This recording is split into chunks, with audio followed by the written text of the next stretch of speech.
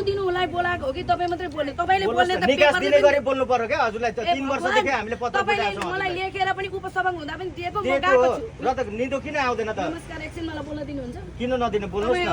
तपाईँले हुनु रहेछ भने तपाईँ जानुस् न। यता फेस गरेर बोल्नु। मैले अघि नै भन्दैछु के ल यही गरेर यही फेस गरेर बोल्दिन्छु। यस्तो डिसरेस्पेक्ट गरेर बोलाउने होइन मान्छे।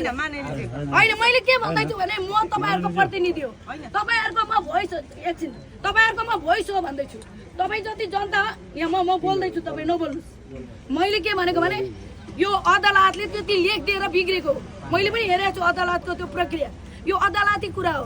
म सरकार होइन, मैले निर्णय गर्ने होइन। मैले तपाईँ जस्तै एउटा भोइस लिएर तपाईँलाई प्रतिनिधित्व गर्ने हो।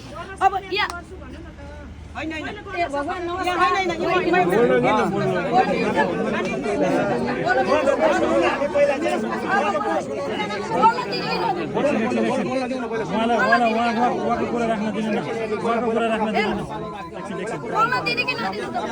सबैजना बोल्यो भने बुझिँदैन क्या, बोल्न दिनुहोस् न मलाई। सबै छोडिदिनु, उहाँको कुरा पहिला सुन्नु, कुरा सुन्नु। एकछिन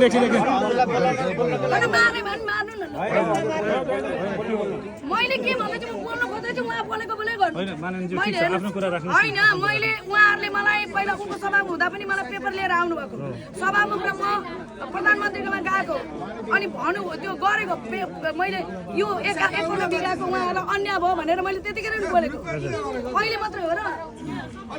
अनि हिजो अस्ति पनि मलाई दिनुभएको छ पेपर उहाँहरूले है। पेपर मैले मिडियाबाट पनि बोलिदिएको छु, हो कि होइन भन्नु।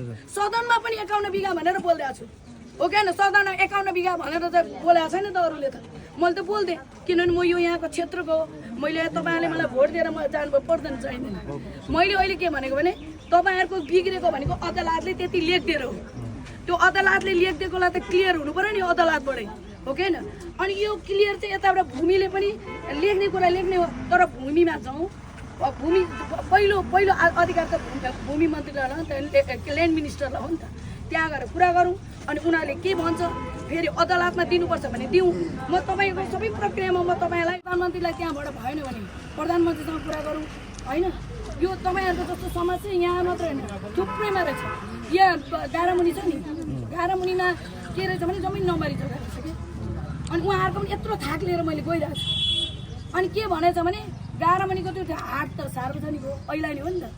अनि त्यो गारामुनिको गारामुनि भन्ने शब्द जोड्दैछ अहिले यहाँ। अब पुरै धनीपुर जान्छ बिचराहरू, उहाँहरू पनि पिछे यति थाक लिएर मलाई दिइआउनु भएको छ। त्यो पनि लिएर जानुपर्छ। यो भूमिमा धेरै मुद्दाहरू छ। मैले भने नि तपाईँहरूलाई एउटा बुझ्नु कि म तपाईँहरू जस्तै जनता, मैले निर्णय गर्ने अधिकार त छैन नि त। मैले अहिले नि 1 महिनामा गरिदिन्छु 2 महिनामा गरिदिन्छु भन्न म सक्दिनँ। सरकारले पनि आँखा चिम्लेर जे पनि गर्न पाइँदैन। यो अदालतको प्रक्रियामा भित्र परेको कुरा हो। त्यो अदालतमा पनि जाउँ, मन्त्रालयमा पनि जाउँ, प्रधानमन्त्रीलाई पनि